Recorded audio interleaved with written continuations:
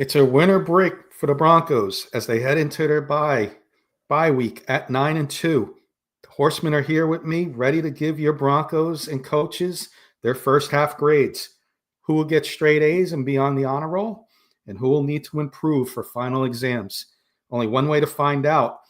That's the Denver Bronco Roundup, which is starting now.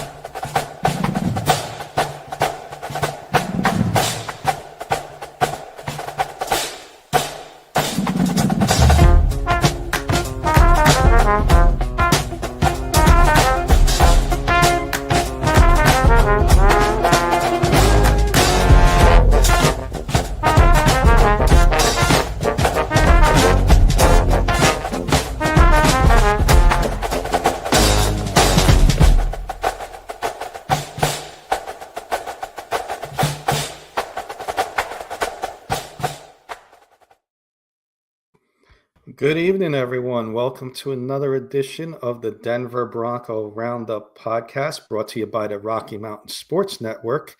Kenny K here, filling in for Keith Brugman. He has the night off. Should be back Friday. But I'm here with my two fellow horsemen.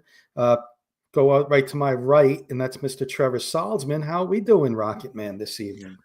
Doing well, Kenny. Excited to be here with you and Jody. And Keith, we miss you. Our thoughts and prayers are with you at this time. But looking forward to getting into a show with you two, Kenny and Jody. And Broncos bye week. Let's go. We gotta talk about grades and grade this team out first half of the season. Yeah, and Jody, the Judge Moncrief, proper name tonight, as we're going to grade these Broncos. He's going to be doing some judging. Jody got to experience that victory on Sunday. For those who didn't watch the post-game show, Jody was there with his daughter, first game ever. And what a game, Jody. You just told me it was her first game ever. What a game to go to for your first game. So I think I know you said the good luck charm, but I think you got to bring your daughter with you every time, because a win like that against the Chiefs, she's definitely good luck as well. Yeah, couldn't ask for a better weather day and better game and a great finish. She loved it, and perfect time for the bye. We got some guys banged up. We should get back after the bye, so I'm excited. Ready for this last little stretch, and hopefully we can take it deep into the playoffs. Absolutely. Let's say hello to some of our posse members who've started coming in right now. As we're getting going. Paul Schaefer. He said he missed the beginning of the last post-game show, but he rewatched it. Thank you, Paul. The usually stoic Judge had the biggest smile. And you did, Jody. You had a huge smile on your face. You turned around, showed us the crowd for a moment there. That was a lot of fun. One of our good friends, Mr. Ernie Mays, out there in California. Go Broncos country only. Bo Nix. Hello, Keith and friends. Keith is not with us tonight. He'll be back on Friday, but we're filling in for him. And Keith, we may see Keith in the chat hopefully in a little bit. But some other friends, Adam and Kayla, saying good evening, family. Let's go Broncos. Super Bowl, here we come. Got some Super Bowl predictions already coming in. Paul's saying defense A, special team C, offense C+. We're going to see how close Paul is to those grades. But first, let's do a couple of things real before we get into the main thing. This way, give people time to come in. Let's do a quick recap. It's Wednesday already, but when you beat the Chiefs, we could talk about this win for weeks. But Trevor, give me what you really liked about the win against the Chiefs. Hey, you win, it's a win. You're really happy, but something that really stood out for you in this game. I thought Bo Nix played a lot better than he's played the last couple of weeks. I think, the numbers don't light it up, but I think he was much more decisive in the pocket. I thought he had his feet set for the most part. You go back and watch it on film, and again, some of those got to turn into touchdowns. And this offense has got to be able to score touchdowns if you want to go far into the playoffs. But Bo Nix ended up sticking out to me quite a bit. You could just tell early on he had it going compared to what he was against the Raiders. I mean, he was quite honestly a mess against the Raiders, and against Kansas City, he cleaned it up a little bit. The numbers won't always show that, but when you go back and watch Bo Nix in the pocket, I thought he was a lot better, and I think hopefully this is going to be a momentum starter for Bo Nix because the Broncos are going to need him going forward. Absolutely. And Jody, I'll ask you a different question since you were at the game with your daughter. Is there anything we may have missed on TV that you noticed over there? Like, you don't see everything when you're on TV, meaning a good thing. Like, did you see, good blocking that we didn't see? Did you see somebody open, et cetera? Maybe on defense, somebody just not getting, maybe coverage was good on somebody and you don't see them on TV. Is there anything you saw, that we may have not seen? I don't know how well you can see it on the TV, but Bo looked a lot more comfortable in the pocket. I mean, he was setting his feet. Even on that last drive, he's moved up in the pocket. It wasn't like a sprint up in the pocket. He was good all day. He missed a couple open guys where he checked the ball down. He had Sutton open one time, wide open over the middle, but he took a check down. But for the most part, I thought he played well, and that's something that you could see. He was comfortable in the pocket, standing there. And I think his numbers would have looked a lot better. I mean, there were drops in this game. One guy in particular had multiple drops, and but other than that, I don't know how well you can see that on TV, but the footwork was much improved, and him being patient. I mean, you can tell it's being coached. Don't run unless you absolutely have to, because he had some run lanes he could have taken off and got 10, 12 yards, and he stood right there in the pocket. So, yep. And let me just I'm just going to triple up real quick, and then I'll let you go, Trevor, and we'll get back to the posse. I'm tripling up on Bo Nix. It's funny that nobody said what stood out, defense, because we expected defense to stand out. But I'm going to say this in a good way. Yeah, Troy Franklin, Jody, what I noticed, has the drops, like you said, but Bo Nix still has the confidence in him and continues to go to him. When a lot of quarterbacks, and I credit Bo Nix 100% on this, because Cortland Sutton's grabbing double teams. He's not forcing it into Cortland Sutton. He's still going to his college teammate and still has all the confidence in the world in him. And hopefully Troy Franklin can clean up some of those drops. But I do think he has stepped up a little bit, Troy Franklin. And I think he'll get better second half of the season. And I think we're going to enjoy seeing the Bo Nix Troy Franklin connection for a little while here. Go ahead, Trevor. You wanted to add something. Well, that's what I'm saying. I don't think we can leave this discussion without talking about the Broncos defense. I mean, and I'm not even talking about this pass rush or anything getting to Patrick Mahomes like I talked about on Sunday. I'm talking about the secondary. I mean, Travis Kelce was really the only one that really got going in this game. 9 receptions, 91 yards, and a touchdown. But Hollywood Brown, Rashee Rice, Xavier Worthy were non-existent in this game. The Chiefs had no run game at all, really, with Kareem Hunt. So just the supporting cast around the Chiefs, the Broncos really did a good job of containing those guys. Rashee Rice can easily go off for over 100 yards in any game. I mean, he's a number one caliber wide receiver, and I don't think a lot of people understand that quite yet. As time goes on, I think some people will. Xavier Worthy, I mean, he's got a lot of upside too, and he's shown before in the past what he can do. So the fact that the Broncos secondary was able to stop the Chiefs' weapons and give themselves a chance, and give the pass rushers, the Broncos pass rushers, a chance to get to the quarterback is absolutely huge. So big shout out to the Broncos secondary once again, proven even without Patrick Surtain that they can shut down other teams' weapons. Yeah, I have one other thing I want to add. I don't know how well you can see it, but Pat Bryant, he wins a lot of matchups right off the line of scrimmage. He's not the fastest wide receiver, but he initially beats guys right off the line of scrimmage with great footwork and getting his hands up and getting defenders off of him. No, it's well said, because that's something you don't see, because they're always focusing in on the quarterback. Let's get a couple hellos in, and you know uh, say hello to some more of our posse members. Phil McLaughlin coming in. Good evening, Kenny, Rocketman, and Judge. Wouldn't it be ironic if Christmas Day is a must-win for Kansas City to make the playoffs? That would be that'd be really, really, really good. And thank you, Phil, for 100 stars in that comment. Appreciate you as always for the support. Give you a mile-high salute for the guy from Bronco Country, the Horseman, and Keith as well. Roy Osborne, our good friend Roy, saying, "Hey there, guys. Two ways to look at this. Either we get a wild card at the worst, or we get a divisional game. As of now, no Super Bowl this year from Roy. Still a little down on the team. We'll get into that a little bit, Roy. And me as an outside perspective, I've been saying it for months. This defense has a really good chance of getting you to the Super Bowl, in my opinion. The Ravens did it in 2001, and this team reminds me of that 2001 Ravens team that won a lot with defense. Paul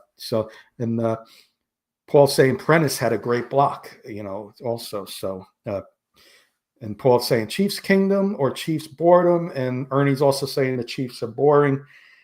Let's get into the second question that Jody just brought up to us a couple minutes before we went live, and then the teachers and the professors will get to grade the Broncos, me and Trevor. Mr. Salzman and Mr. Moncrief will get to grade the Broncos midterms. So let Jody had a question for everybody, and he wants to know if the Broncos today, Brandon Cooks was released, and he's a little concerned with Troy Franklin. I'll go to Trevor first. Brandon Cooks was released by the Saints, speedster, veteran guy. Jody's a little concerned with Franklin's drops. Pat Bryant is still a rookie. You'd think it'd be smart for the Broncos to maybe sign him, Trevor, and bring him in at least for a tryout. I don't think so. I think Brandon Cooks at this point in time in his career, I don't think he's the same player he once was. I think a lot of, there's people out there that fall in love with the name. It's like, oh, wow, this guy would be great to bring him in. But then you go back and look at what he's actually done. And there's a reason why he can't stick onto a team right now. I mean, we don't look at that aspect from it. Like, he was with Dallas for a while. He was with the Saints for a while, of course. Then this now today getting released. So, there's a reason he's getting released. He's just not the same player he once was. I think you got to let these young guys go. You've let them go up to this point. Troy Franklin, the drops, I get it, but Bo Nix could also be throwing the football better at times too. It's not just blame on one guy all the time. It's an offense as a whole that there's blame to go around. So for me, I think the Broncos should stick with this wide receiver core at least for the rest of the year. Let's see what these guys can do. Pat Bryant, we're starting to see Pat Bryant, Troy Franklin come along more and more. Let them continue to do that. Bring a guy like Brandon Cooks. I just don't think they would do a lot. You already have Marvin Mims on special teams, and you can use Marvin Mims on offense as well. So I think you have the personnel that you need in that wide receiver room, at least for now, that I think you should just roll with the rest of the season. Yeah, I'll go next, Jody. This way you ask the question, so I'll let you go get the final words on it. If an injury happens, he's a guy I bring in for a tryout. He's speedster, can bring something, as a backup if somebody was to go down. He adds depth. He adds a veteran presence in the room, but only if somebody went down. I don't want to disrupt the wide receiver core, which has been above average in my opinion. I know Franklin's got the drops, but Pat Bryant has stepped up these last few weeks. And Cortland Sutton's drawing a lot of double teams. And you alluded to Marvin Mims coming back. I expect to see Mims out on the field a lot in some of those Deebo Samuel type plays. So I don't want to disrupt it with bringing Cooks in, but if you had an injury, I would definitely look into it. Jody, your thoughts? You had the question. I definitely would bring him in, and for multiple reasons. One, Troy Franklin leads the NFL in drop passes this year. He has almost a 7% drop rate, and it's noticeable. It was noticeable Sunday. 2 easy catches that could have been for first downs that he dropped, that stalled drives out. Bo Nix is going to him a lot, and they are connecting on about 40% of their they have a connection rate of about 40%. So they are not connecting a lot. They are not on the same page when it comes to it. And I think Brandon Cooks would help out a lot. Everyone said Marvin Mims. Marvin Mims got very minimal snaps Sunday.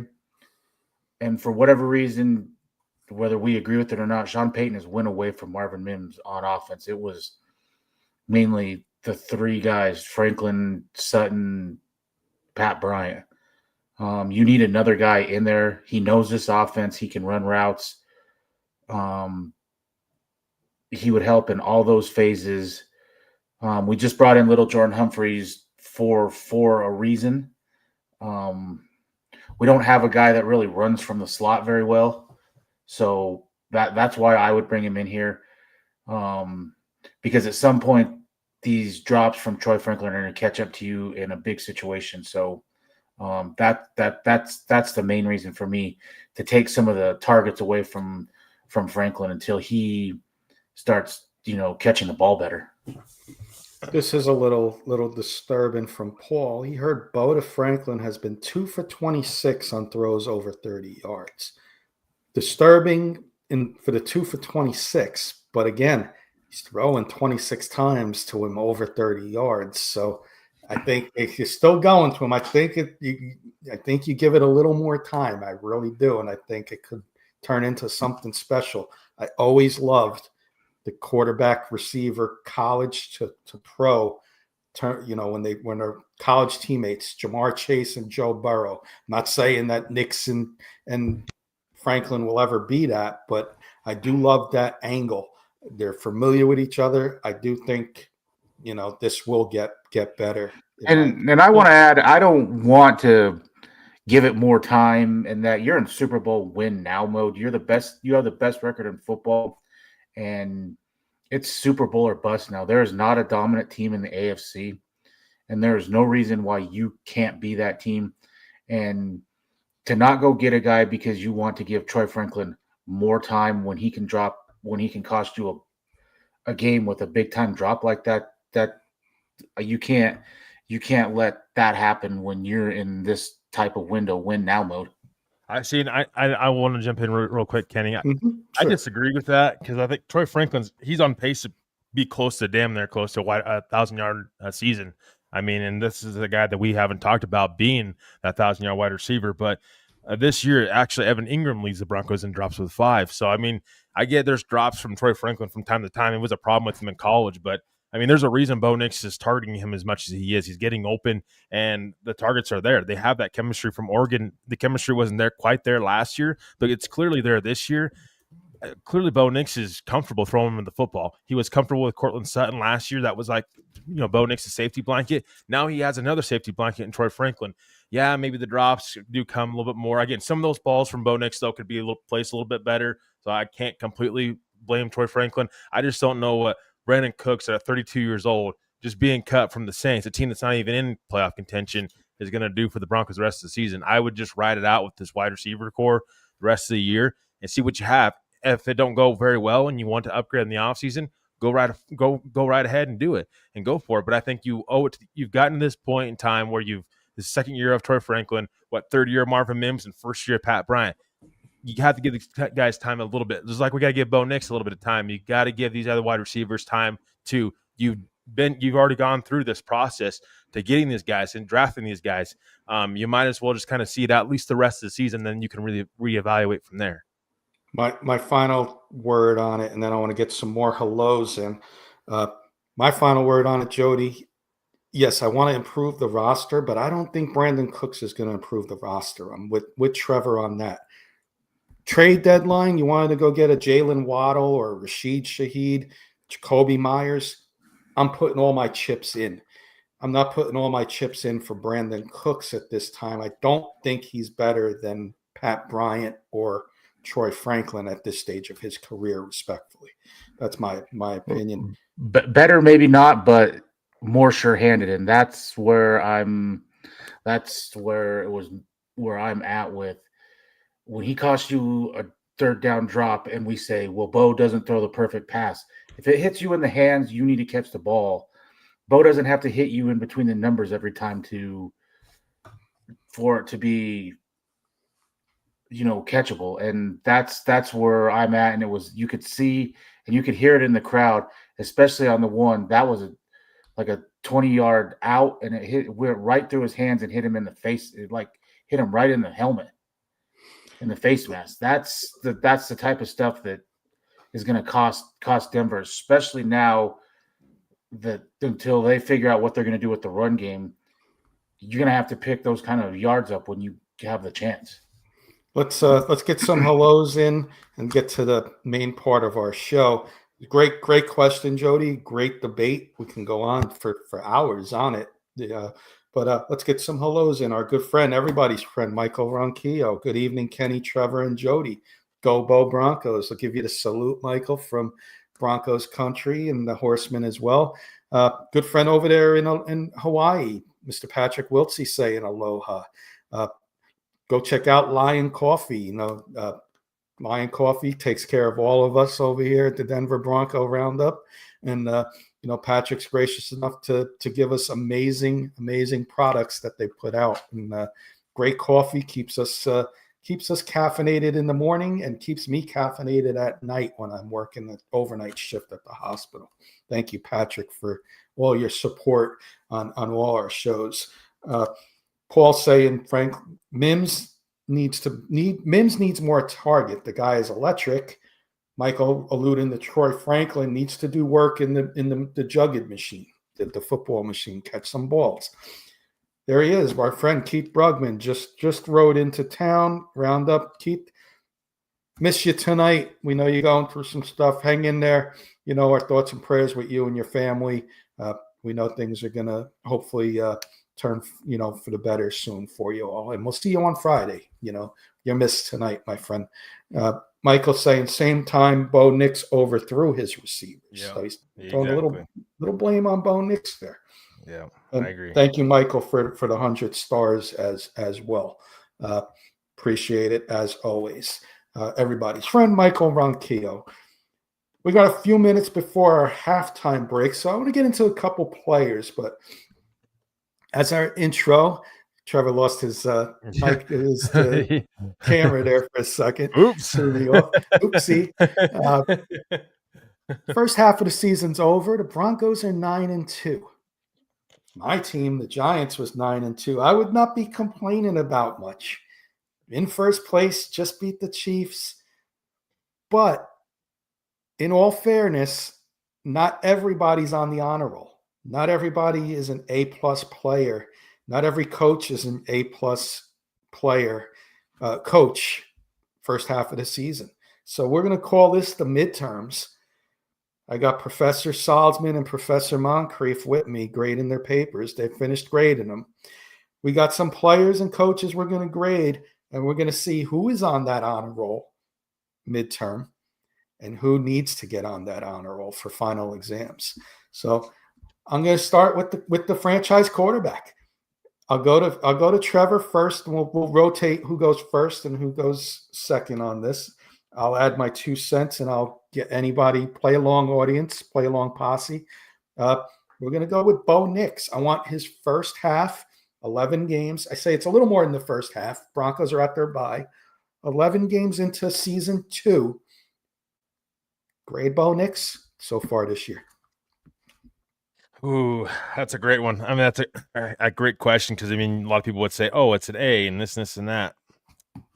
I think that Bo is definitely capable of more. I would probably give him a solid B right now, honestly. 18 touchdowns, 8 interceptions, and for 2,421 yards. But at the same time, you go back and watch Bo again. The Raiders game, that was bad. I don't mean to be harsh on Bo because I love Bo Nix. I've loved him since he came out of the draft and he was in Oregon. But I think Bo is capable of more. I guess that's why my grade's a little bit harsher on Bo Nix. I think he's played well enough up to this point, but you definitely expect more. I thought again the Chiefs game. I thought he was was playing definitely better with more confidence. When Bo has more confidence in the pocket, I think that he's a lot more dynamic. And I think, again, I would love to still see Bo Nix use his legs a little bit more. I think that he's more than capable of getting down and protecting himself. He's a very, very smart, high IQ football player. So, and I think there's a lot more to be seen from Bo Nix. That's why I'm giving him a B. But I think a very solid B from Bo Nix. And keep in mind, you don't get good quarterback player, I should say. This team's probably not 9-2 right now. I'm going to go real quick, Jody, because I want to hear your thoughts, because mine's very close to Trevor. I'm going just slightly higher, B+. All those fourth quarter comebacks. But like you said, the Raiders game, you would be in the A range if it wasn't for a couple bad games in between there. But all those fourth quarter comebacks give him a B+, in my opinion. We got Phil saying a B for Bo. Miss Pearl saying hello. And how is Miss Pearl? Good to see you as always. And we're playing the teacher game, professor game, and we're grading some of the Broncos' first half midterms before their second half starts. Bo Nix gets a B grade for the first half. So a lot of B's, Jody. I went B+. Where are you going? You going higher, same, or lower than the B+? No, I had a solid B as well. I think Bo's numbers have been pretty good. If the numbers Trevor rattled off, they might be a little bit better without the drops. I hate to keep harping that, but Denver is tied for first in in the NFL in drop passes. That's a real stat. And his footwork, it's a little erratic at times. But like we seen last year, after the Saints game and into the mini bye, he cleaned a lot of stuff up coming out of that. Stats-wise, it probably wasn't his best game of the season, no touchdowns. But the way he hung in the pocket and big throws against what is probably a top 5 defense right now, and the way he hung in there and made big-time throws was impressive. And I hope that it's a repeat of last year coming out of the bye. And like you said, the fourth quarter comebacks, I mean, he is clutch. He did it again against Kansas City. The 4th and 15 or the 3rd and 15, the deep throw to Troy Franklin, winning in Philadelphia, beating both teams that were in the Super Bowl last year. That can't go unforgotten. So he's beaten the best defense in football and the Texans. Points wise, Broncos have beaten the best offensive team in the Cowboys. So, but the footwork, he's got to clean up the footwork a little bit. And you see when the footwork's there and right, this is what you get. So solid B for me. There's room for improvement, but to me, it's still on a trajectory of up, and we definitely have our franchise quarterback. So, yeah, nothing wrong with a B grade. He's got a little room for improvement to get that A and be on the dean's list. So, but a B all around. I gave him a B+, so it's curved to a B. And hey, nothing wrong with a B grade. Albert, our good friend Dutchy, saying hello. Howdy, y'all. Colts Chiefs game is a win for the Broncos. Let's hope it'll be a tie. That's a tough one for Broncos. You always want the Chiefs to lose, but to stay in that hunt for to have a good chance for the number 1 seed, you need the Colts to start losing and the Patriots to start losing. You got a 3-game lead on the Chiefs right now. So who do you root there? Do you always want the Chiefs to lose, but for seeding, do you want the Chiefs to win this game? It's a tough one. That's a tough one. Keith's got a question. Let's get Keith's question in real quick before we move on to the next player, and then we'll take our halftime break. Keith wants to know, I'll give this one to Jody, is Bo Nix closer to Tim Tebow or Jake Plummer? 2 all-time greats, Jody. I would say he's more to Jake Plummer. I mean, he can throw the ball. He's more of a pocket passer than Tim Tebow. And he's a lot more accurate than Tim Tebow. So I would say he's more to Jake Plummer. What I don't get and what I've heard is he's Tim Tebow that can throw the football. I mean, if Tim Tebow could throw the football, I mean, he probably would have been an all-pro quarterback because he had all the other intangibles. Yeah. So if that's what he's getting him compared to, then I'll take that all day, really, because, like I said, if Tim Tebow could throw accurately, he probably would have been one of the best quarterbacks in football. So, yeah, I think he's definitely more of a Jake Plummer than Tim Tebow. Paul's saying someone compared Bo Nix to Jeff Garcia. You familiar with Jeff Garcia, Trevor? You're a little younger than all of us. You didn't see him play live. Yeah, but I disagree with that. I don't think he's a Jeff Garcia. I think he's got higher upside than that. I agree with Jody. I mean, I think a Jake Plummer would be more of a comparison for Bo Nix. I mean, he's for me, like the whole draft process for some of those who were new and didn't get a chance to get our analogy of Bo Nix before he came in to be a Denver Bronco. He was, for me, his upside is above average quarterback. I mean, there's average, above average, and below average, and then there's elite. I don't think he's going to be elite, like a top 5 quarterback, but I think he's going to be above average. You can still win with that. And I think with Bo, I think Jake Plummer at times was that. And I think that Bo Nix is definitely closer to Jake Plummer. I agree with Jody. I don't get the Tim Tebow vibes at all. Tim Tebow couldn't throw much at all. And so I say he had a couple magical seasons in Denver, or say a magical season in Denver, but they didn't have the arm that Bo has. And Bo's football IQ is off the charts. I mean, this is why I think a big reason why Sean Payton fell in love with him. He's smart with the football for the most part. And I mean, I know that Jody don't like this, but he don't take sacks. I mean, he don't. And so that's what I'm saying. He's smart with the football. But I mean, yeah, more of a Jake Plummer-esque. Jeff Garcia, I think that's a little harsh on Bo Nix. I will add, Jake Plummer threw a lot of interceptions where Bo doesn't. That is one of Bo's good traits, is he doesn't turn the ball over. So, yeah, we did get a lot of Jake Plummer answers, and Dutchy is given a late grade for Bo Nix. He came in a little late as we were getting the grades in. He says it's an A for me. The Broncos had a plan and they executed it. So he's giving Bo an A. But you know what, Trevor? I'm looking at the time. Why don't we get our halftime break in, and you can talk to the audience about our wonderful sponsor. Yes, Kenny, thank you very much. Let me talk to you guys about our amazing sponsor, Morgan Trinkets, our longtime sponsor, Morgan Trinkets. I really appreciate them sponsoring our show, every show that we do, with over 33 years experience. They are your headquarters for Southwest Pottery and jewelry, as well as estate gold at wholesale prices. Started in 1990, once a nationwide company. Now they do shows exclusively in northern Colorado and southern Wyoming. All their gold is real gold, 10, 14, or 18 karat gold. All their silver is still sterling silver. How do you find Morgan Trinkets? On Facebook by searching Morgan Trinkets Co. on Etsy as well. I believe on Etsy as well, Miss Pearl. And if you catch Morgan Trinkets at one of their shows, they take all major credit cards. On eBay, they take PayPal, and all orders are shipped free over $50. Check out Morgan Trinkets. That's Morgan Trinkets Co. on Etsy today. And I believe Morgan Trinkets on Facebook as well.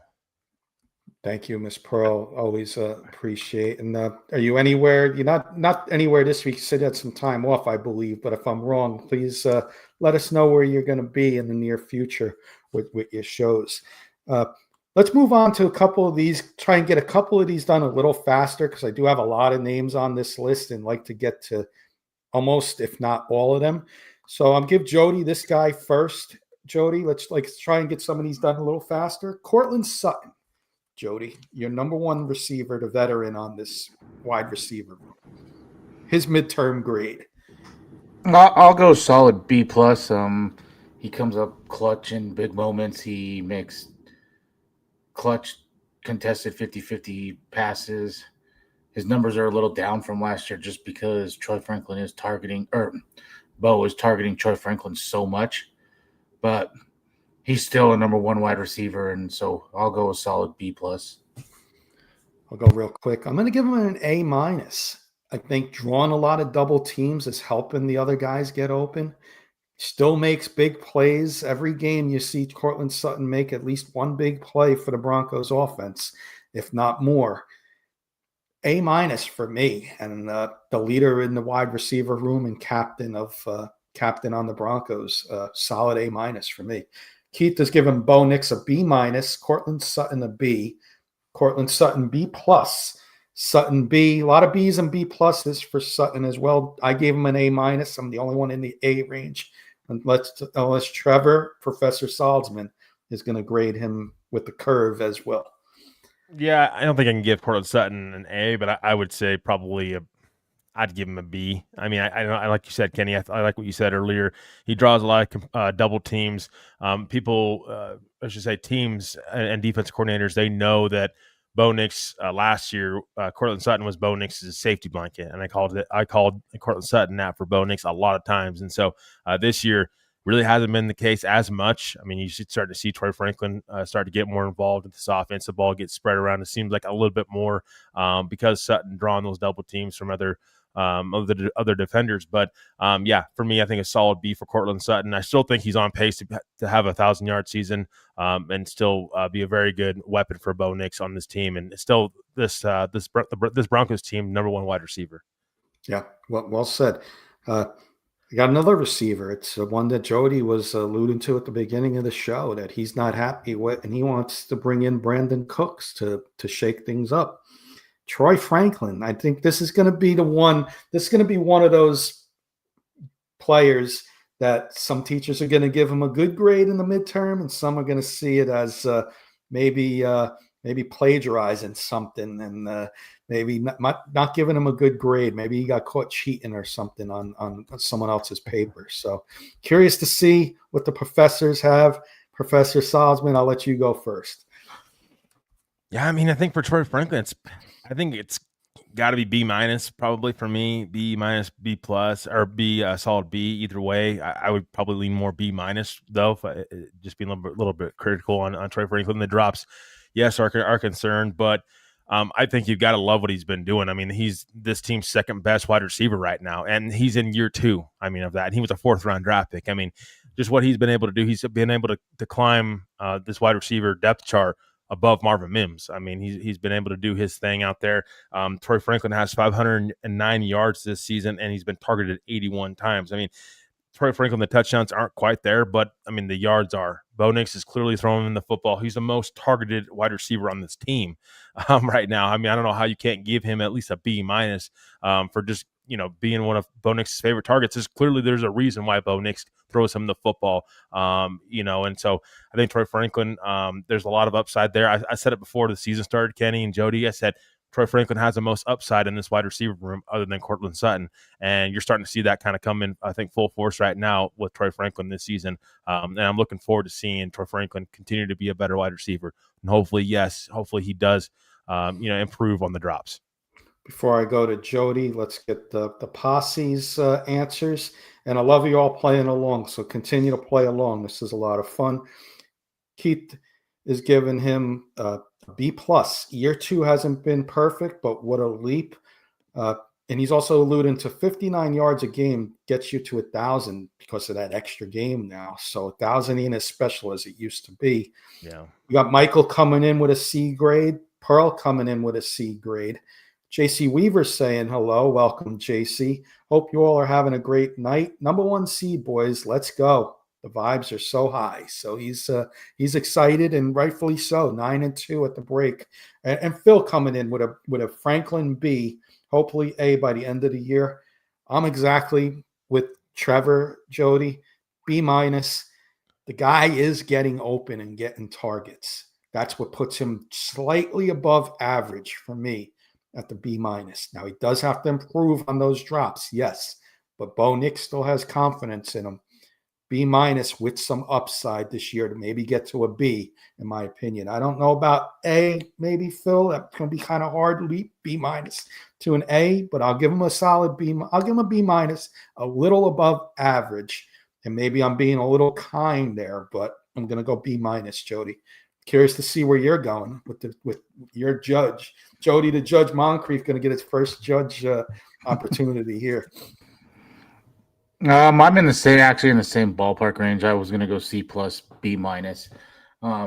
He's had some big catches. I mean, he got the 2-point conversion against the Eagles. Same thing in the Houston game. Caught that big catch, against Kansas City to put him in field goal range. But this all comes back to me for the drops. it's noticeable, and it's something that, I mean, Denver already has, their offense is struggling.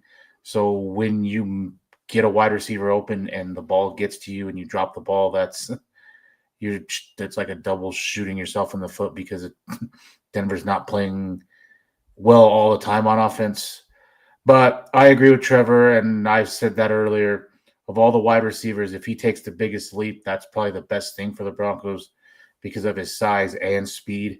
So if he can shore up his hands, I mean, then he probably can be a number 2 wide receiver on this team and a solid number 2.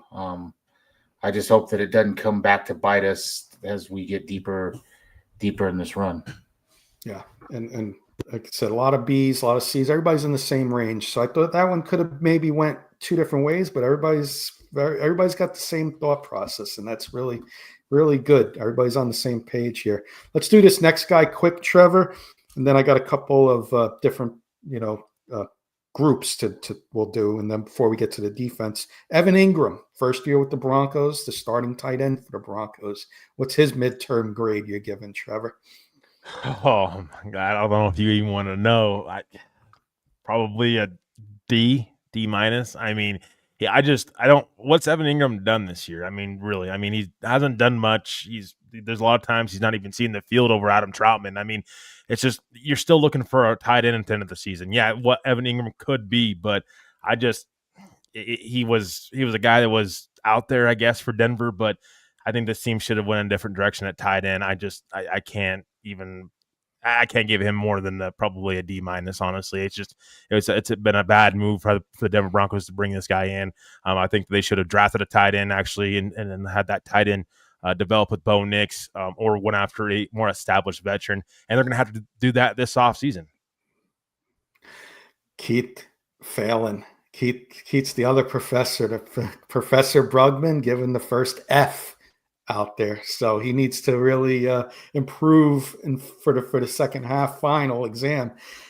Evan Ingram, D minus, and Pearl going C to C minus on Evan Ingram.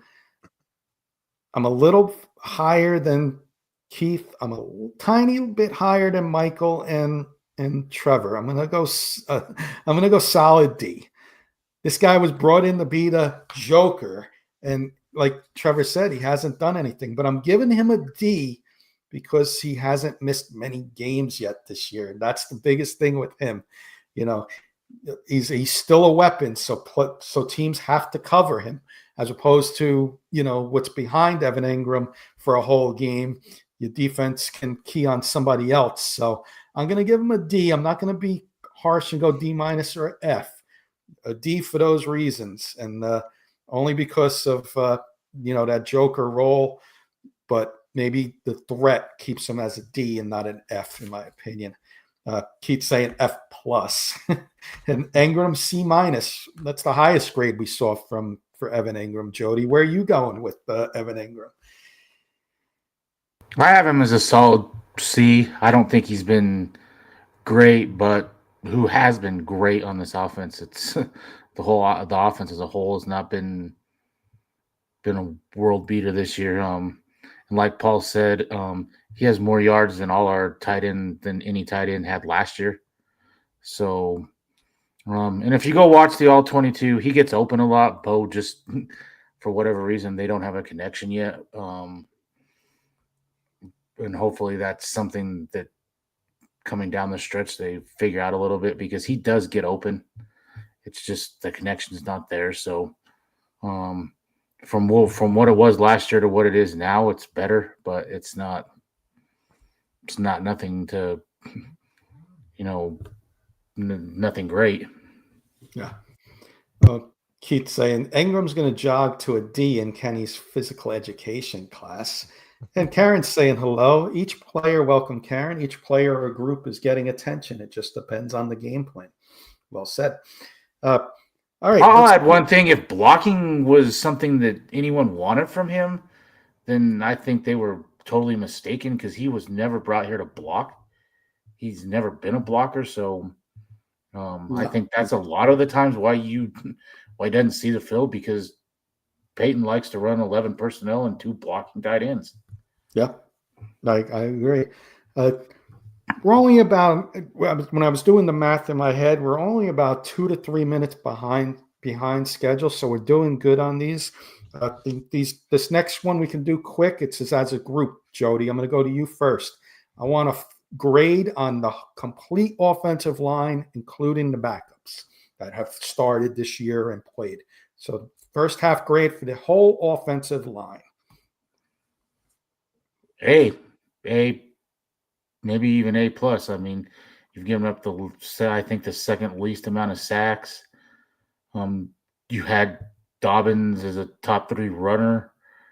Bo doesn't get a lot of pressure, really. You probably have a top 3 left tackle in football. You probably have a top 2 right guard.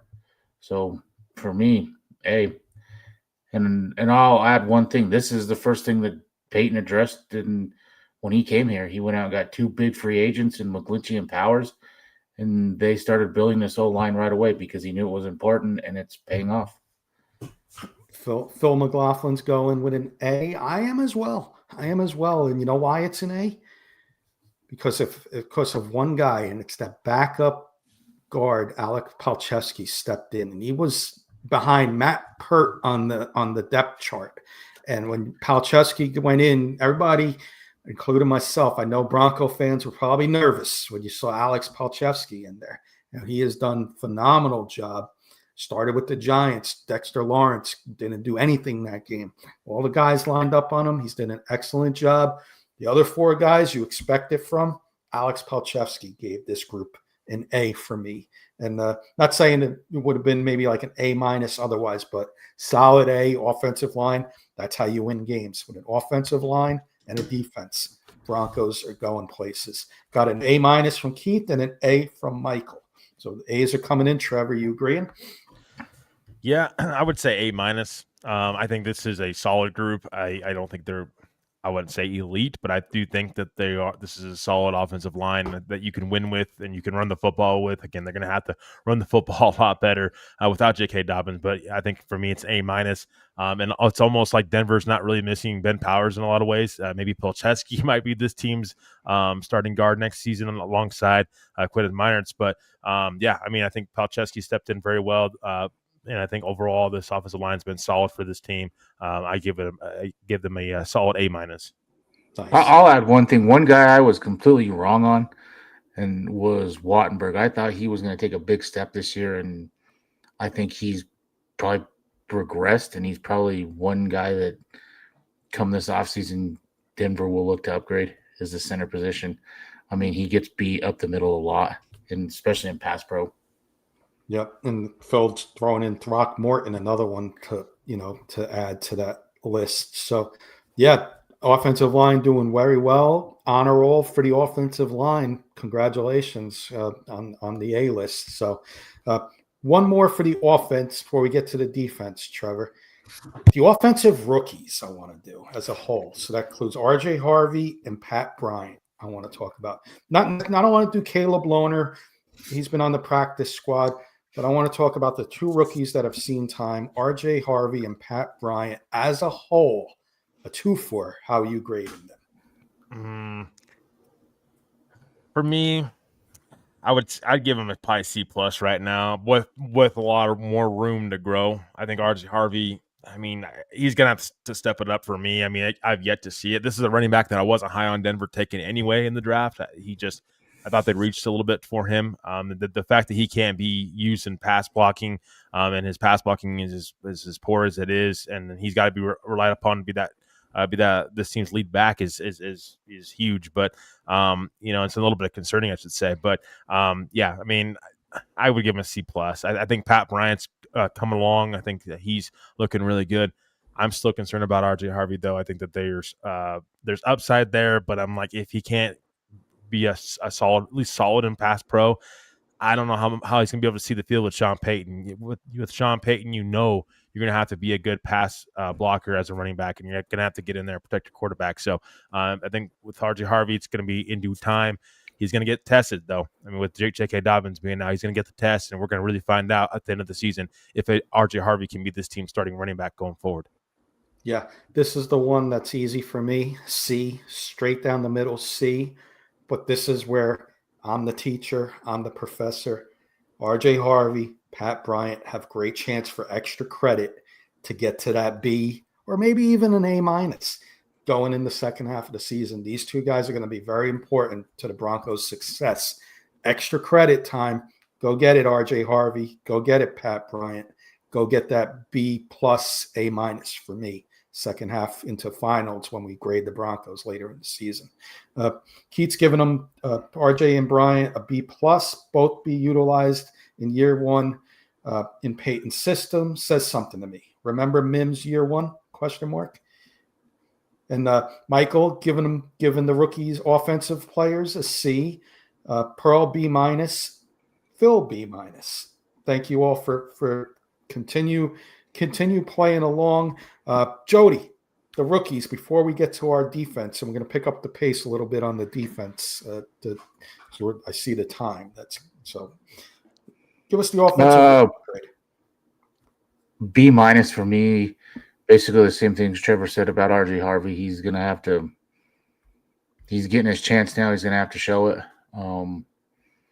Pass blocking is why he doesn't see the field. I mean, they literally had Prentice back there in pass protection over Harvey. I mean, and Prentice did a hell of a job. I will give him that. But, I mean, that tells you all you need to know about where Harvey is right now. And Pat Bryant, like I said earlier, he wins off the line, and this guy next year should be your solid number 2 wide receiver. And depending on how much longer Sutton has, he will turn into a number 1 wide receiver. Well said. Let's flip sides. Let's go to defense. I know I left a couple of guys out. You'll see. I got one of those guys on special teams. You'll see what I mean when we get the rest of these guys in. Let's do since we're on rookies, Jody. Let's do the defensive rookies. Tough one to grade as a whole. Jahdae Barron, Q Robinson, and I am throwing Savion Jones in there because he did see the field a couple games. I'll exclude Barron from this, but I'll give incomplete because they really haven't played besides Barron. And I'll give Barron a solid B plus. He's doing exactly what he's asked. Pretty hard to crack the lineup when you got the best cornerback in football, in my opinion, McMillan. You got the best cornerback 1 in Pat Surtain. So hard to see the field, but when he comes in, he makes plays. And I don't know if it was noticed a lot on the field, but he was playing a lot outside Sunday. I mean, he was getting more snaps outside than Abram Strange. So I don't know if that's something going forward that they're going to look at. But, yeah, from incomplete except for Barron, I'll give Barron a solid B plus. Fair enough. I'm going to do it as a group project. Barron is the leader of the group, and when you do these group projects in school, and here come the other 2 slackers and Savion Jones and Q Robinson. But Q Robinson, Jahdae Barron has talked to him. Robinson's starting to make some plays. Savion Jones got to step it up for this group because right now this group as a whole is a C plus for me. But if Jahdae Barron can get through to the other 2, this might be a B plus at the end of the year. And I'll add one thing on Barron. That was the softest illegal contact penalty I've ever seen on that pick 6. He should have had his first pick 6 of his career against Mahomes Sunday. So the refs definitely robbed him of that. So Keith's given the defensive rookies a B because of Barron. Then he's taken the 2 of them after class, meaning taken after school for the other 2. Good, Trevor. What's your grade on this? It's a tough one because there is one that's here, and then the other 2 are here. Yeah, I mean, we seen Q Robinson a little bit the other day against the Chiefs. He did get pressure on Mahomes but that's the only time we've really seen him. I'm still pretty high on him. I think from an athletic standpoint, I think he'll make more of an impact probably on special teams. It's pretty hard to make an impact in this edge rusher room right now with Jonathan Cooper and Nick Benito leading that room. But for me, I think I got to give it a solid B. I mean, I think Jahdae Barron, just what he's been able to do this year, only 57% of passes completed against him he's allowed this year. That's pretty good for a rookie, and he's been asked to do quite a bit with Pat Surtain down, and then obviously with Riley Moss getting picked on quite a bit with the penalties and whatnot. I think Jahadi Barron has been really solid for this team. And I still love the pick. I know there's a lot of people out there that really wanted to make Buka and said, oh, if he would have fell to Denver, the Broncos could have got him. But you're going to get a guy like Jahadi Barron, and what you're getting from him this rookie year, just imagine what he's going to be next year and the year after that, I mean, Pat Surtain to become like Patrick Surtain overnight. It took us some time. Jahadi Barron's just getting his feet wet. I think Broncos country should feel really good about this guy for the next several seasons. Let's do a couple guys on defense. Is everybody in agreement with me, Posse and my horseman? Nick Bonito, valedictorian, A+, or an A, solid A. Do we need to talk about? I know he deserves the talking, but we're running out of time. So I think he's our valedictorian. And he's the best player on the Broncos, I would say. Mm-hmm. So, all right. On defense? Yeah. I would throw one little red flag. I think Hufanga's right up there with him. I mean, that's been one of Denver's best additions this offseason. And, I mean, that dude flies all over the field. And watching him live, he's a baller out there. Michael saying Nick Saban said Q Robinson, best special teamer at Alabama. Mm-hmm. Phil saying Bonito, A. Valedictorian for me. I know he's been with the Broncos. I know. Let's talk about Hufanga. Jody just alluded to him. So you give him Hufanga probably an A as well. I'm guessing, Jody, right? So we can move for a little quicker. A for Hufanga as well, Trevor. Yeah, I mean, I'd give him a B+. I mean, I think that 76 combined tackles together is huge. I think he's been solid. I think he's fine in coverage. He brings a lot of toughness. I would say B+. I mean, you can always want more from him, but I think he's been very, very good for Denver this year and probably their best offseason acquisition. I want to get to a couple guys that I think we can have some differences on, but Bonito, A+ from Michael. Phil's got a great comment. Hufanga drops balls, so that I like your B+ grade there because of the drops. Otherwise maybe he is in that A range. Let's do a couple fair guys here to grade. Okay, let's do PS2. I'll go to Trevor first.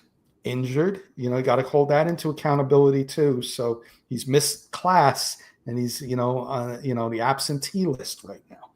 Mm-hmm.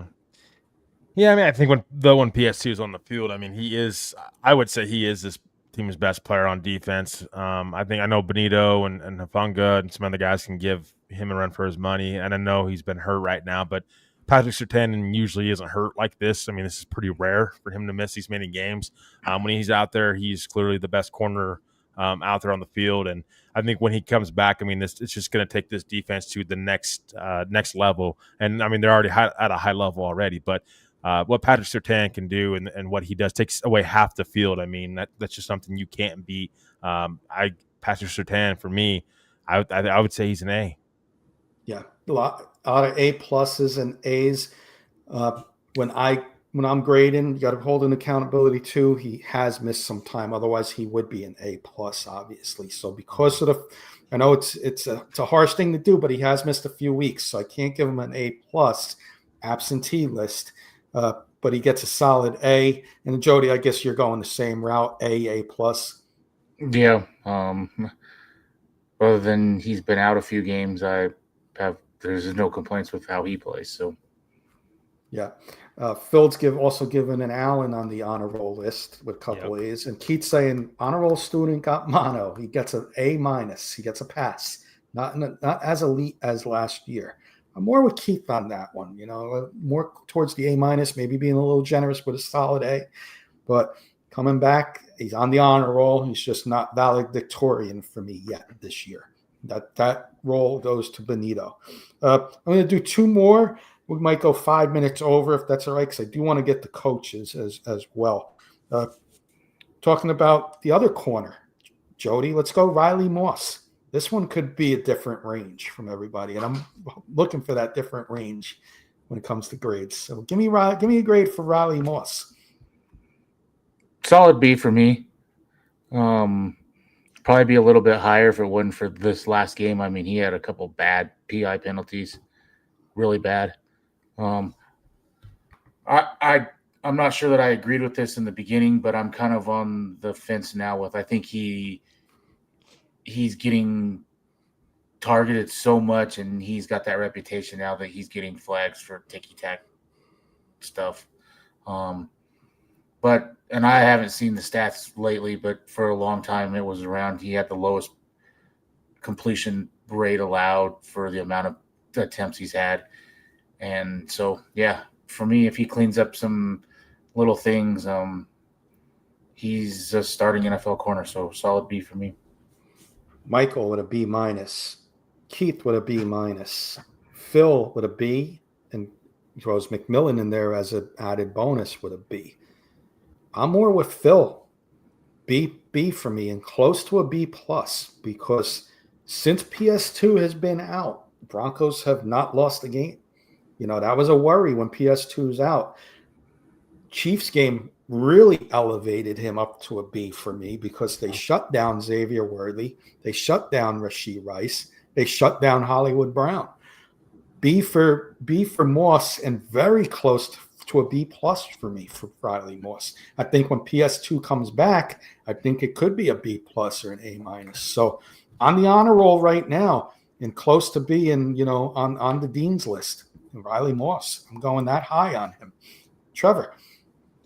Yeah, for me, I would say B plus for Riley Moss too. I think about everything he's done. I mean, I think the amount of targets that he's had, leads his team in targets 71. And it's not even really close. I mean, clearly teams pick on him quite often. I think Jody's right there. I think there's a little bit of the ticky-tack kind of penalties against him, which is, I think, kind of ridiculous a lot of times. What are you expecting the guy to do? But I mean, he's tackling really well. I mean, 52 tackles on the season, only 2 missed tackles. I mean, really like what Riley Moss has been able to do, especially with PS2 being out. Riley Moss had to step up, and you knew that. And I think he's stepped up to the plate pretty well. I would say B plus, just because of how important it is to have good corners on your defense. I'm going to add one more real quick before we get to the rest of the players. The posse gets an A plus for all the interaction and playing along with this with us. Great in the Broncos. You guys get an A plus. Everybody out there, give yourselves a round of applause, and we applaud you as well. Just got the word. We're going to go a few minutes overtime, so I got a few more guys on this list, and we're going to go a few minutes overtime for everybody tonight. Kenny, do you mind me throwing out there Jaquan McMillan as well? This is a guy that I'm going to give an A to. I saw Michael give him an A plus, so let's talk about him, because Phil had him too as a B. Yeah, I mean, just what Jaquan McMillan has been able to do this year. I mean, there's people at times during training camp that were like just calling for him not to be on this roster. Maybe you move off of Jaquan McMillan because you brought in Jahade Barron. Well, this guy's turned it around. I mean, he's been fantastic for this team this year. I mean, just you got to love what you're seeing from Jaquan McMillan. 59% completion percentage against him. I mean, just you can tell how talented the secondary is, and he just doing such a great job and stepping up to the plate, especially with PSG being out as well. He's one of those guys that has really emerged, and just got to love what you're seeing from Jaquan McMillan this year. I'm going to give him an A minus, just for what he's been able to do in the slot and be able to move around a little bit. This secondary, though, for the Broncos is very, very talented, as you can tell some of the stats that I'm reading off. Joe, do you want to agree with the honor roll student there, Jaquan McMillan, or are you going to drop him down a little bit? No, I agree. I think he's the best slot corner in football, and if this means you have to get rid of John Franklin Myers or someone else on this defense to keep him, I'm keeping him around. And if that means Jahade Barron has to still fight for playing time, so be it, because this guy is, this guy's balling out, and you can't let that go. I think I'll do 2 more players with everybody, and then we'll get the coaches. And so the next player I want to talk about, this is a tough one to grade because he has been hurt. That's Dre Greenlaw, Trevor. Yeah, he is definitely tough to grade. But I think he's been solid when he's been out there. I mean, I'm going to give him, I think it's probably B minus with room to grow. I mean, I think he's just getting his feet wet with this defense. I think he makes his defense even better when he's on the field, which is what he's been able to do in coverage. needs to be a little bit more smarter and not go after the refs after the game. But I think that what Jared Greenlaw, with him being on this team and what he can do in coverage, especially, is huge for this defense and what this team needs at inside linebacker. So I'm going to give B- for Drake Greenlaw when he's out there. And I think definitely with room to grow for him, though, going forward. We got Phil coming in with a B-. Keith's going to love my take on this one, and maybe some of the posse members too, and the Horsemen. I'm taking the easy way out. This is my incomplete. This is my transfer student that came in came in from the 49ers hurt. So this is that transfer student that doesn't get graded because he came in mid-season. And Dre Greenlaw out to start the season, only played a couple games, but he's going to be looked at very closely for finals, and he's going to hopefully be on that dean's list come final exams time. But he gets an incomplete from me, but getting some B- from Michael and Phil. Pearl giving him an A-. So yeah, I'm holding the incomplete. I'm taking the easy way out, Jody, but I'm calling him the transfer student. What do you want to do there, Jody? Well, a solid B for me. I mean, when he's been on the field, he's making plays. He's a hard hitter. And as soon as he gets his feet back all the way under him, I expect him, to take over a complete starting position on this linebacker core and just continue to go up. So no complaints there, but I'll go solid B so far. Nice. Trevor, let's do these quick hitter. Michael just gave me a player and I want to get him. But it's not a 2-for, it's separate, but grade these two guys in the same sentence here. Brandon Jones and then Jonathan Cooper. So two guys that weren't on the list to grade, but we're going to grade them for Michael and everybody right now. Separate. Okay. For me, Jonathan Cooper, I think B+ for me. I think what he's been able to do this year has been pretty special. 7.5 sacks, 16 pressures. He's third on this team in pressures this year. And just what he's the solid number 2 edge rusher that he is with this team is huge. And him being able to stop the run as well is big for this defense. And then Brandon Jones, I'm giving him an A. I think that Brandon Jones has been really good for this Broncos team this year. I mean, this is what I'm saying. The secondary has played a big part of why Nick Benito has the amount of sacks he has, and Jonathan Cooper the amount of sacks he has, and why this team's been able to get to the quarterback the way they have, because you have a talented secondary that's not giving many wide receivers, tight ends room to kind of get separation. So B+ for Jonathan Cooper, and I'm going to give Brandon Jones an A. I'm going to go A. I'm going to be kind. I'm going to give Cooper an A-. Makes life easier for Nick Benito when you have a good second edge rusher, and he's been good.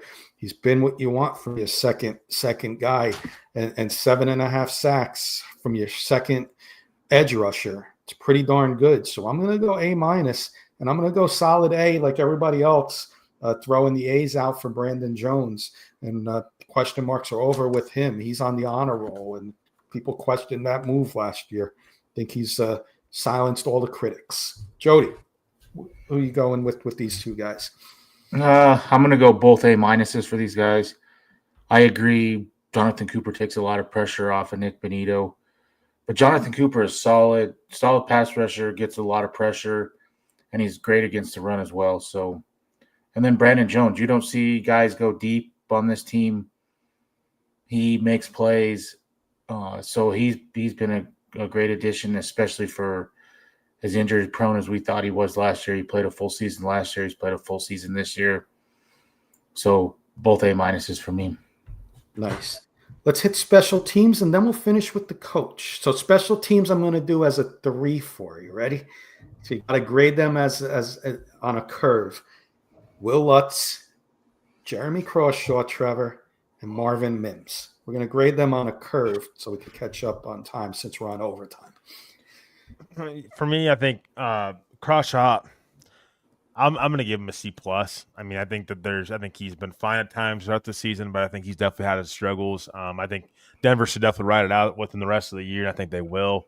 But I think it's one of those positions where you got to reevaluate at the end of the year. I think the legs definitely there and the placements are there, but Just the consistency is what I want to see more from Crawshaw. And then for Lutz, I would give Lutz, I think, a solid B. I think he's been solid all season long, and I think this is your kicker that you want on this team. I think he's been pretty accurate for the most part. And then Marvin Mims, I think he's been the kind of the highlight of special teams. I would give him, I think, B plus on special teams. I think this is where Marvin Mims really excels when it comes to returning kicks. It's really huge to see what Marvin Mims has been able to do on special teams because of the field position you have given your offense, and just Mims finding a way to make an impact. This is a Pro Bowl caliber, just not even just Pro Bowl caliber. He is a Pro Bowl kick returner, or I should say punt returner, and I think he just is huge, and you could tell that Denver missed him when he was out on special teams for sure. Yeah, getting some A's. Got an A plus from Shaw for Lutz, A for Lutz, A for Mims. Phil as a whole doing a B plus. Michael, we'll get to that one in a second. For me, I graded it on a curve. Jeremy Crawshaw's the bottom guy on these three. I'm giving him a solid C. Saw some good things. You saw some rookie things from him. Mims gets a solid B. I'm with Paul. Lutz gets an A plus. 5 for 5 on field goals against the Chiefs. He has not had a setback at all this year, in my opinion. The guy does what he needs to do and win games for you. With the most valuable weapon is a field goal kicker. Ask Giant fans like myself how much we wish we had a field goal kicker. So I'm grading this on a curve, B plus for those three. I'll get to Jody, and then Jody, give us a grade on DeAndre Tillman. Michael threw that name out as well, and we'll just give us a grade. Michael's got Tillman as an A plus, but do the three first, and then give me Tillman as well. Marvin Mims, I'm gonna go A minus. I mean, you've seen Sunday. I mean, his first game back, he had that explosive punt down, the first punt. No, that's why he's been all pro the last 2 years. Crawshaw, I'm going to go solid B plus.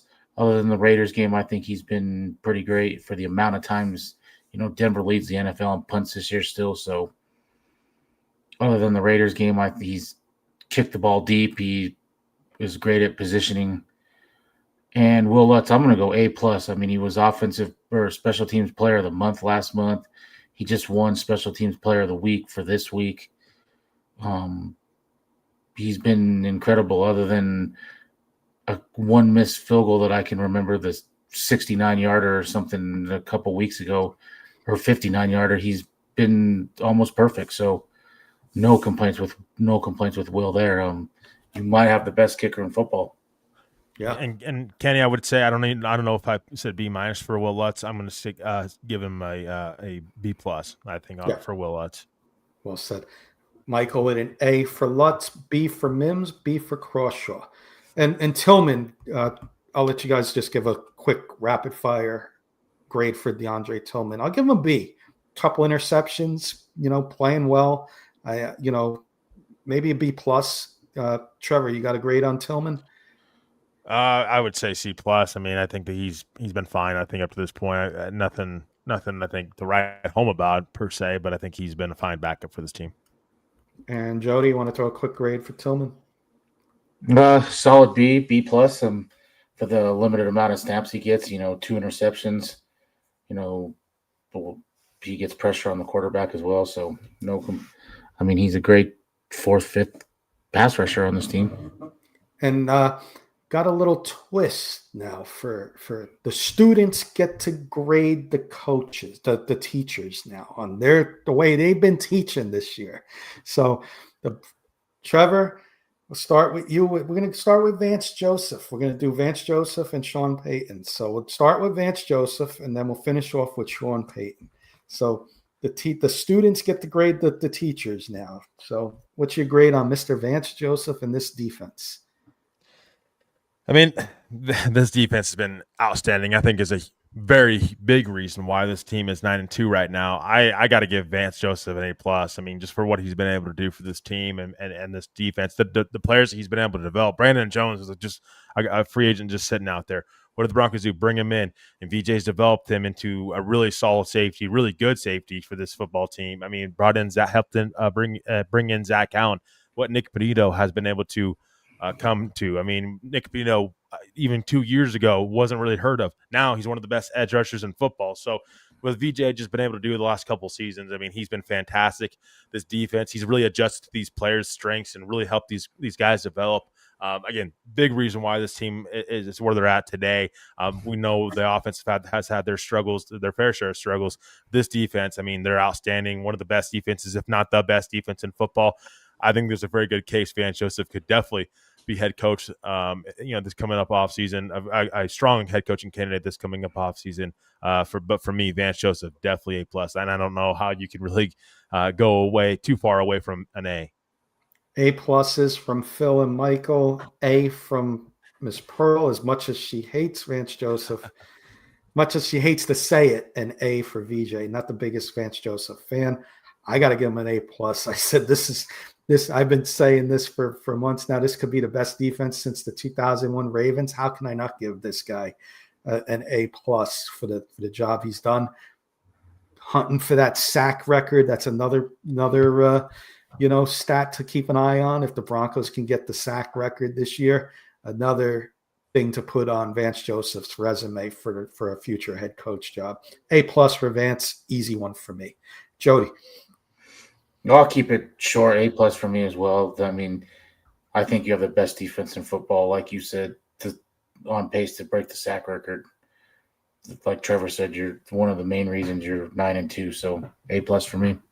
Well, now we get to grade the principal, and I'm going to go to Jody first. Principal Sean Payton. What is his grade in year 3 for the Denver Broncos as a whole? But we'll do offense. But you can do it he's the head coach of the team. So his head coaching, we're not going to do offense as a whole. What's his principal grade? As a whole, A-. I have 2 really knocks against him. I wish he would run the football more, and I wish he would get the plays in. And he was pretty good Sunday, but he has little moments where I wish he would get the plays in quicker. But other than that, from where this team was 2 years ago, and how he has brought in guys and developed guys and, taking the 6th quarterback in the draft last year and what he's done with Bo Nix and just everything that he's done with the Broncos from where they were with Hackett to now has been incredible, and the amount of money they've ate with Russell Wilson. So A- for me. I'm with you, Jody. As much as I hate to say it, Pearl, because I was not a Sean Payton fan coming in, and year 1 was not good with Russ there. But I got to give credit where credit's due. You're 9-2 in year 3. We're not doing year 2. Year 2, you can grade him as an A for getting to the playoffs, but he's got this team 9-2 this year. A- for me, and it's not higher because of some of the mistakes he makes, not getting the plays in on time. Being on the field, running into a referee last week, that could hurt going forward. So he needs to, get better there. The offense seems to be getting better. His defense is number 1. He is running the team. I got to be fair and give him an A-. Peyton B for Karen. Peyton B for Phil. B+ for Phil rather. Pearl A for turning the culture around. And Michael giving us a stat that the Broncos need 73 to break the sack record. So the Broncos would have 40. Broncos are close to 50, right now? Yeah. Mm-hmm. So in 7 games, 6 games left, they would have to average 4 to 5 sacks a game to get that record. And it's doable. It's doable. The thing is, you've got Washington battle line, Raiders battle line, Chargers. Yeah, it's doable. Horrible O-line, so it's very doable. It's doable. And you're getting past their Tam back. I mean, they're not blitzing like they have been because they've been playing a lot of zone and stuff because of no passer tan. So we got our lowest grade up to date. Trevor's going to get the final words here on Sean, but B- from Sean, from Michael Ronquillo. Now here comes the tough teacher in Trevor Salzman, and let's see what he's going to grade the principal here. Sean Payton. It's just in general as a whole. I mean, offense, Yep. everything coming together. I mean, I will give Sean Payton credit for this. He did turn the culture around with this team. Clearly, you can see this team is finding ways to win this year. He's adjusted to getting these players, or I should say, adjusted. He's really pushed these players into finishing games and believed in these guys. I mean, he called this team a Super Bowl contender back in the preseason. So this is a head coach that clearly has confidence in his team, and you can tell he has fun coaching this team. For me, I'm going to give him, I would say, solid.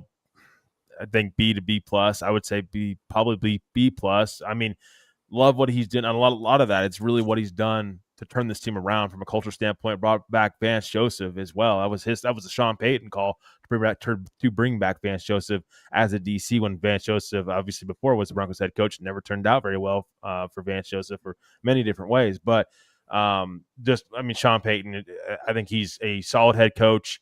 And I do think he pays attention to offense, defense, and special teams, all three phases. You can tell he does by making special teams changes when he needs to.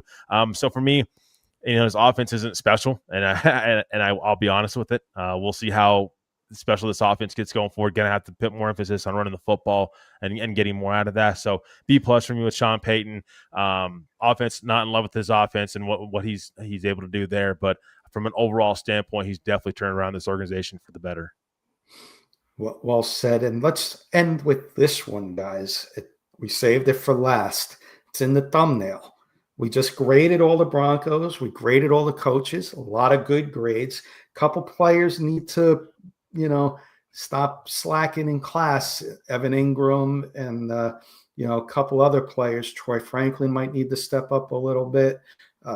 But as a whole, Broncos have a smart team, and in the words that Trevor put in the thumbnail, I'll let Trevor go last on this. I'll answer as an outside perspective. Do the Broncos have a championship roster? That's the question for everybody in the posse to end the show tonight. I'm going to say yes. The defense is Super Bowl best defense in football. Could be the best Broncos defense ever. They're going for the sack record. Lots of things to be excited about on this defense. And when you have a defense that's that good, if you have an average to slightly above average offense, you got a good chance of going to the Super Bowl. So, yes, I think the Broncos offense will get better. I think R.J. Harvey will improve the second half of the season. You're going to see Pat Bryant and Troy Franklin do things. Marvin Mims going to take pressure off of Sutton. Evan Ingram needs to step up. That's the big one. Line is there, like we all said. This is a Broncos championship roster right now. Yes. From an outside perspective, yes. And we're getting yeses from Phil and Michael as well. Jody, you're up, and we'll get, since it was Trevor's question, we'll let Trevor go last to end the show.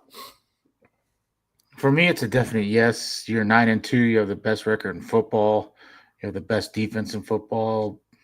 You have the best O-line in football. And you have an offense that's growing, that's coming together, that's as healthy as it. I mean, you're going to get guys back. You're about as healthy as you can be, minus Dobbins.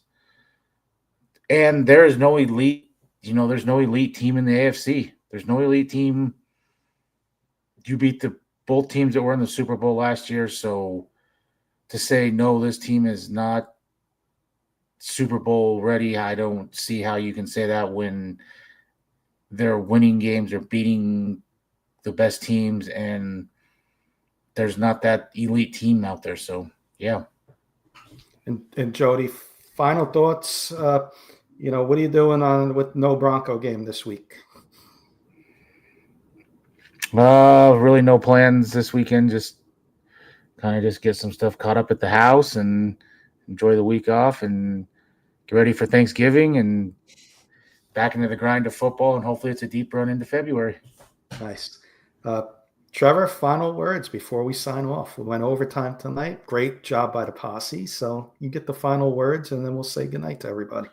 Yeah, I mean, first of all, big thank you to the posse for being as amazing as they are and showing up. I mean, I know our start time is a little bit later tonight, so big thank you to our posse for showing up and being part of the show as well. And for everybody that's watching after the fact, we really appreciate each and everybody for their support. And please do like, share, subscribe. It really means a lot to us, and it's free. And we do put a lot of work into this. We would really appreciate it. Also, do the Broncos have a championship roster? My final thought on that: I think they're definitely getting there. I just think that you got to take those steps in the right direction and win playoff games. And I think this team can get there. But I think that taking those necessary steps is huge. And I do think this team can get there, possibly. This offense has got to get rolling, though, and it can't just be about the defense and the defense continuing to bail this team out. You've got to have more from the offense side of the ball. But final word, Kenny, from me. Posse, you guys are amazing. Kenny, thank you for hopping on with me, and Jody, I appreciate being here on Wednesday night with you. Keith, we miss you, and we hope everything's going well. Our thoughts and prayers are with you at this time, and hope everybody has a great rest of your week. Please be safe, and we'll see everybody next time. As always. Wait. Let me get a couple things in real quick. Sorry. Phil sent more stars, Trevor. You got the page up. I don't know how much he sent. I want to thank him and salute him. I want to thank Morgan Trinkets and Miss Pearl for sponsoring the show, Michael for sending stars, and everybody else in there that was part of the interaction tonight, Karen. And I'm going to try and get everybody while Trevor's getting the stars. We had Karen, Paul, going back a little bit, we had a bunch of other people here. Mike, Albert was on with us. Keith, great to see you. Michael did send more stars as well. Ownership Group A+, George Payton A, and Mike and Phil also sent 100 stars. Thank you guys, for the contributions to the show. We appreciate it. I know I'm going back. I might miss somebody. JC was in here earlier. So many comments. If I miss somebody, I truly apologize. I may have missed a couple people, but it's not done purposely. But as Trevor said, and let's do it like Keith always says, remember to keep those boots in the stirrups, guns in the holsters, and the Broncos in your heart. Until next time, everybody, we'll give you a big salute and say good night, everybody.